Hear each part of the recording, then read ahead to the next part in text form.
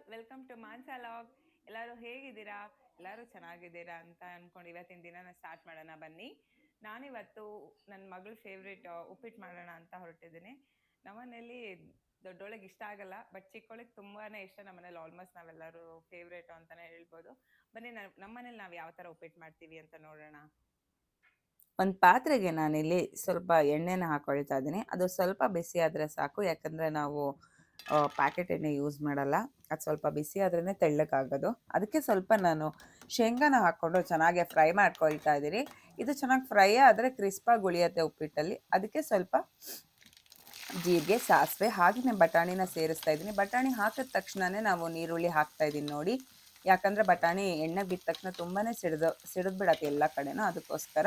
ಹಾಗೆಯೇ ಸ್ವಲ್ಪ ಬೀನ್ಸು, ಕರಿಬೇವನ್ನ ಹಾಕ್ಕೊಂಡು ಸ್ವಲ್ಪ ಕ್ಯಾರೆಟ್ ತುರಿದಿದ್ದನ್ನು ಹಾಕ್ಕೊಳ್ತಾ ಇದ್ದೀನಿ.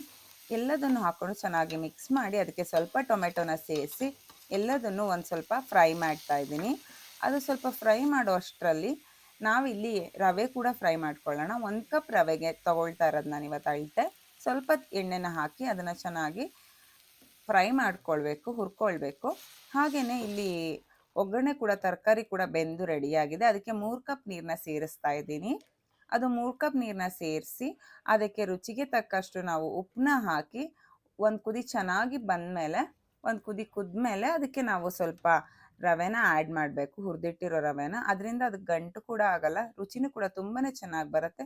ಉಪ್ಪಿಟ್ಟು ಕೂಡ ತುಂಬಾ ಮೃದುವಾಗಿ ಬರುತ್ತೆ, ಟೇಸ್ಟಲ್ಲೂ ತುಂಬಾ ಚೆನ್ನಾಗಿರುತ್ತೆ. ಸ್ವಲ್ಪ ಕೊತ್ತಂಬರಿನ ಹಾಕಿ ಚೆನ್ನಾಗಿ ಮಿಕ್ಸ್ ಮಾಡಿ ಪ್ಲೇಟ್ನ ಮುಚ್ಚಿದ್ರೆ ಸಾಕು, ಬಿಸಿ ಬಿಸಿ ಉಪ್ಪಿಟ್ಟು ತಿನ್ನೋಕ್ಕೆ ರೆಡಿಯಾಗಿರುತ್ತೆ. ನೋಡಿ ನಮ್ಮನೇಲಿ ಇವತ್ತು ಏನೇನೆಲ್ಲ ಇದೆ ಅಂತ.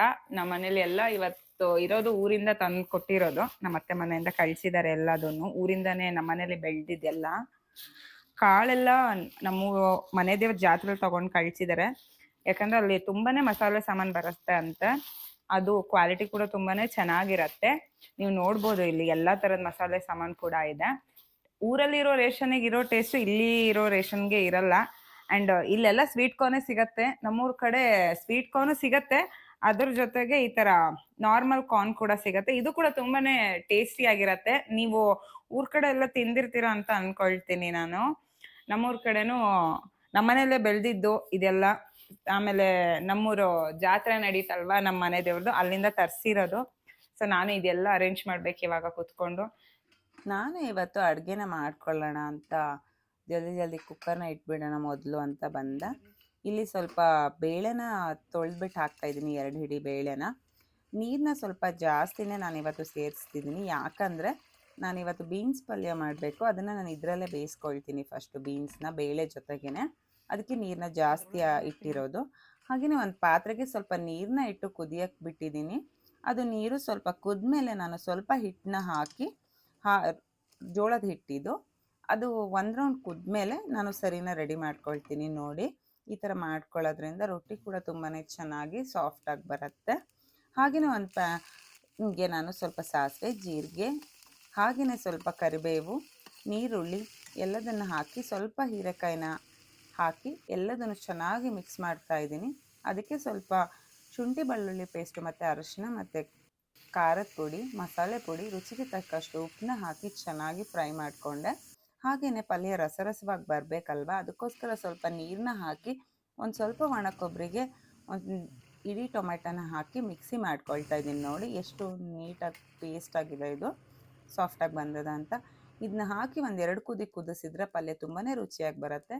ಒಂದು ಪ್ಯಾನ್ಗೆ ಒಂದು ಸ್ವಲ್ಪ ಎಣ್ಣೆ, ಸಾಸಿವೆ, ಜೀರಿಗೆ, ಕರಿಬೇವು, ಹಸಿಮೆಣಸಿನ್ಕಾಯಿ, ನೀರುಳ್ಳಿ ಎಲ್ಲದನ್ನು ಹಾಕ್ಕೊಂಡು ನಾನು ಒಗ್ಗರಣೆನ ರೆಡಿ ಮಾಡಿಕೊಂಡೆ. ಇಲ್ಲಿ ಬೀನ್ಸ್ ಕೂಡ ಬಂದಿದೆ ನೋಡಿ ಎಷ್ಟು ಸಾಫ್ಟಾಗಿ.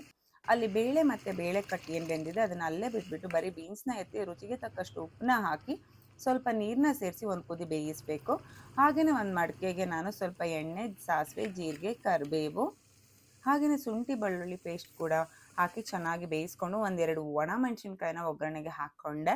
ಸ್ವಲ್ಪ ಅರಿಶಿನ, ಸ್ವಲ್ಪ ಖಾರದ ಪುಡಿನ ಹಾಕ್ಕೊಂಡು ಏನು ಕಟ್ಟು ಮತ್ತು ಬೇಳೆ ಉಳಿದಿತ್ತು ಅಲ್ವಾ, ಅದನ್ನು ಇದಕ್ಕೆ ಸೇರಿಸ್ಕೊಂಡು ಚೆನ್ನಾಗಿ ಕುದಿಸ್ತಾ ಇದ್ದೀನಿ. ಹಾಗೆಯೇ ರೊಟ್ಟಿನ ಚೆನ್ನಾಗಿ ಹಿಟ್ಟನ್ನ ಚೆನ್ನಾಗಿ ನಾದ್ಕೊಂಡು ರೊಟ್ಟಿ ಕೂಡ ಮಾಡಿಕೊಂಡೆ. ಊರಿಂದ ತಂದಿದ್ದ ಹಣ್ಣಲ್ಲಿ ಒಂದು ಹಣ್ಣು ಚೆನ್ನಾಗಿ ಹಣ್ಣಾಗಿತ್ತು, ಸೊ ನಾನು ಹೆಚ್ಚಿಬಿಡೋಣ ಅಂತ ಅಂದ್ಕೊಂಡೆ. ನನ್ನ ಮಕ್ಕಳು ಕೂಡ ಹೆಚ್ಚಮ್ಮ ಚೆನ್ನಾಗಿರುತ್ತೆ ಅಂತ ಹೇಳ್ತಾ ಇದ್ರು. ಮಕ್ಕಳಿಗೆ ನೀಟಾಗಿ ಹೆಚ್ಚಿಬಿಟ್ಟು ಬೀಜ ಎಲ್ಲದನ್ನು ತೆಗೆದ್ಬಿಟ್ಟು ಅವ್ರಿಗೆ ತಿನ್ನೋಕ್ಕೆ ಎಷ್ಟು ಬೇಕೋ ಅಷ್ಟು ನೀಟಾಗಿ ಕಟ್ ಮಾಡಿಕೊಡೋದ್ರಿಂದ ಮಕ್ಕಳು ಕೂಡ ತುಂಬಾ ಖುಷಿಯಾಗಿ ತಿಂತಾರೆ. ನ್ಯಾಚುರಲ್ ಫುಡ್ಡು ಕೂಡ ಹಾಗೆಯೇ ತುಂಬಾ ಮಕ್ಳಿಗೂ ಕೂಡ ಹೆಲ್ದಿ ಅಲ್ವಾ. ಅದಕ್ಕೋಸ್ಕರ ಇವಾಗ ಮಳೆ ಕೂಡ ಸ್ಟಾರ್ಟ್ ಆಯಿತು, ಯಾಕೋ ಕ್ಲೈಮೇಟ್ ಕೂಡ ಸಡನ್ನಾಗಿ ಚೇಂಜ್ ಆಗಿದೆ. ಹಾಗೆಯೇ ನಾವು ಇವತ್ತಿಂದ ಸ್ವಲ್ಪ ದೀಪ ಹಾಗೆಯೇ ಚೆಂಬು ಪ್ಲೇಟು ಎಲ್ಲದನ್ನು ನೋಡ್ತಾ ಇದ್ವಿ. ಹೆಂಗೂ ಯುಗಾದಿ ಅಲ್ವಾ, ಕಲೆಕ್ಷನ್ ಜಾಸ್ತಿನೇ ಬಂದಿದೆ ಎಲ್ಲ ಕಡೆ. ಸೊ ನನಗೊಂದು ಚಿಕ್ಕ ಚೆಂಬು ಬೇಕಿತ್ತು, ಅದಕ್ಕೋಸ್ಕರ ಎಲ್ಲದನ್ನು ನೋಡ್ತಾ ಇದ್ದೆ. ಚಿಕ್ಕ ಚಿಕ್ಕ ಬಾಕ್ಸು ಎಲ್ಲ ತುಂಬಾ ಕ್ಯೂಟಾಗಿತ್ತು ನೋಡಿ, ನೀವೇ ನೋಡ್ತಾ ಇದ್ದೀರಲ್ವಾ. ಹಾಗೆಯೇ ಸ್ಟೀಲಿನ ಸಾಮಾನು ಕೂಡ ತುಂಬಾ ಚೆನ್ನಾಗಿತ್ತು, ಹೊಸ ಹೊಸ ಪಾತ್ರೆಗಳೆಲ್ಲ. ಯಾರೆಲ್ಲ ಯುಗಾದಿ ಹಬ್ಬಕ್ಕೆ ಶಾಪಿಂಗ್ ಶುರು ಮಾಡಿಲ್ವೋ ಆದಷ್ಟು ಬೇಗ ಶುರು ಮಾಡಿ. Thank you for watching.